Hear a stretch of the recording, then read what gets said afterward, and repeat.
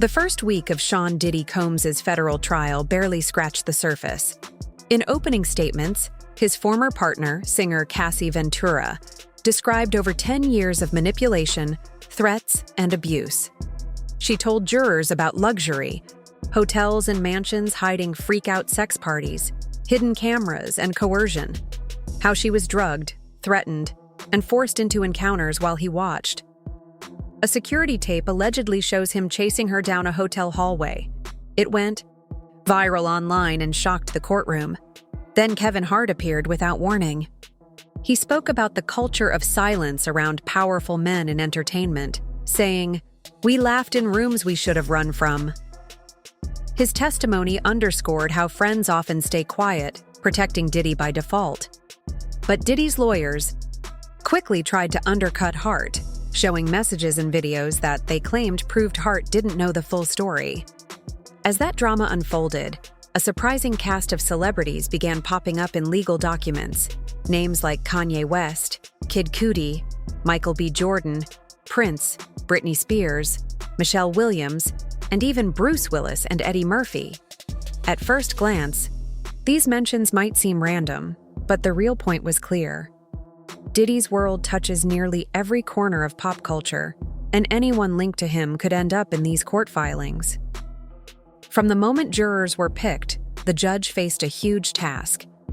How do you find people who haven't formed an opinion about Diddy, an icon who founded Bad Boy Records, launched multi-million-dollar brands, headlined Super Bowl ads, and threw the hottest parties in New York, Los Angeles, and the Hamptons? To try to remain fair, potential jurors filled out detailed questionnaires, listing their exposure to Diddy's music, ads, and celebrity status.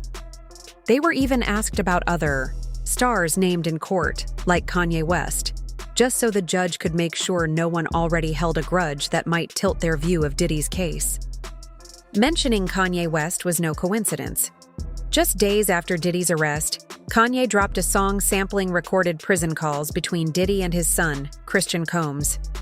It wasn't just a gesture of support. In court, jurors heard that Kanye's song might influence public opinion by humanizing Diddy as a father. Prosecutors pointed out that this wasn't about Diddy's guilt or innocence, but about controlling the narrative. Defense lawyers argued it showed loyalty. Either way, the jury had to navigate these star-studded distractions while weighing the facts. Then came the Kid Cudi bombshell. Cassie testified that when she dated Kid Cudi, Diddy threatened to blow up Cudi's car. At the time, Cudi's vehicle did catch fire outside his home, officially ruled an accident. But under oath, Cassie claimed the threat was real, turning a rumor into a serious allegation of witness intimidation. Now, investigators are reportedly looking into whether that fire was anything but accidental. Cudi's input, if he testifies, could add a dangerous new layer to the charges: conspiracy to intimidate. Judge calls for impassivity became louder as more famous names emerged. Michael B. Jordan came up when Cassie testified that Diddy used hidden cameras to spy on her during dinners so she would know he could see her with Jordan. Bruce Willis and Eddie Murphy were mentioned when defense lawyers tried to paint Cassie as jealous, comparing legendary co-parenting examples to her relationship with Diddy. Jury members had to pause, look skeptical, and then assure the court they could separate those anecdotes from the real charges. Perhaps the most unsettling testimony involved Prince. Cassie said she was invited to perform at his Paisley Park estate, another example of Diddy using her career to control her. Under oath, she described how, later, Diddy roared with rage at her independence, turning a dream gig into another episode of violence. Then Britney Spears' name surfaced in testimony about Cassie's 21st birthday party, when Spears attended alongside Diddy. Again, neither woman faced charges, but their mere mention underscored how entwined this case is with celebrity, culture, and how easily anyone in Diddy's orbit can be drawn into the spotlight. By the end of week 1, it was obvious this trial isn't just about one man's alleged crimes. It's about an entire entertainment ecosystem built on loyalty, fear, and silence. Next week, prosecutors promised more explosive evidence and maybe more famous names. Lawyers have asked the judge for permission to summon tech experts, partygoers, even former employees who might testify about other incidents now under investigation. One thing is certain, this isn't a simple assault or coercion case. It's a sprawling, star-studded unraveling of an empire.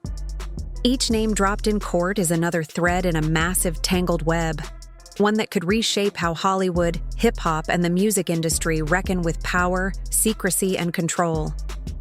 The real question now is, who's next? And can a jury that hears about so many legendary figures ever really focus on the truth? It all began at a lavish party where Cassie Ventura first realized just how deeply Diddy's world was intertwined with the biggest names in music. She watched as legends like Prince and Britney Spears moved through the crowd without a second glance at her, or at any red flags. To everyone else, it was just another exclusive event. To Cassie, it was the start of a life where everything she did was orchestrated by his power and fame. Cassie's testimony laid it bare.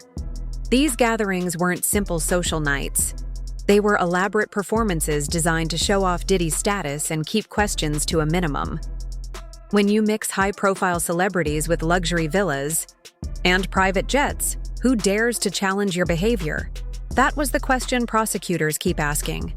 Behind the scenes, more voices are rising. Former members of Danity Kane, Aubrey O'Day, and Don Richard are now adding their stories to the record. Aubrey, in interviews, has described Diddy as a manipulator who ran his female artists through fear and control. Dawn has taken it further, joining a civil suit and claiming she saw him intimidate Cassie herself. Their accounts move beyond gossip. Their sworn testimony that paints a pattern of abuse stretching across years. And it doesn't stop with the women he managed. Diddy's own sons, Christian King Combs and Justin Combs, suddenly find themselves in the spotlight. Christian faces a 2024 civil lawsuit alleging sexual assault aboard his father's luxury yacht. Though he denies it and no criminal charges have been filed, the claim raises a vital question. Did Diddy know what was happening? And did he look the other way? If prosecutors prove he did, it becomes more than family drama. It becomes conspiracy to cover up a crime. Justin hasn't been accused of wrongdoing, but his detainment during the raid on their estate has drawn fresh scrutiny. Federal agents are now examining texts and call logs between him and his father, exploring whether Justin helped arrange or hide evidence of illicit behavior at several properties. With week 2 approaching, insiders say more subpoenas are ready to go out. Lawyers plan to call tech experts to dig into the security footage from Diddy's homes. And yes, the secret tunnels beneath them. Rumor has it agents found hidden hard drives, guest lists, and perhaps even non-disclosure agreements stashed behind false walls. Once that evidence comes to light, it won't just be voices in court. It will be undeniable proof of who was really involved. Every new name dropped in testimony makes it harder for jurors to stay focused on the core charges. Kanye West's surprise song release sampling Diddy's prison calls, Kid Cudi's burned-out car incident, Michael B. Jordan's dinner dates, even Bruce Willis and Eddie Murphy's names invoked during cross-examination. All of it shows how far Diddy's influence reached. But these mentions aren't just name-dropping. They're pieces of a puzzle prosecutors hope will reveal a system built on fear, secrecy, and celebrity protection. Week 1 ended with shock. Cassie's vivid account of hidden cameras and forced encounters, Kevin Hart's warning about the dangers of silence, Aubrey and Dawn's public outrage, Christian's looming civil case, Justin's murky role. Now, as the trial moves forward, each day promises more revelations. Depositions of former staff, interviews with party guests, deep dives into financial records. Everyone who ever touched that world could find themselves under oath. This is no ordinary criminal trial. It's an exposé of an entire celebrity culture where power goes unchecked, where stars gather and stay silent, and where fame can be used as a shield for terrible deeds. By summer's end, the music industry and the public may never look at glamour the same way again. Because when you strip away the velvet ropes and flashing cameras, what remains is a stark question. Who really held the power, and who paid the price?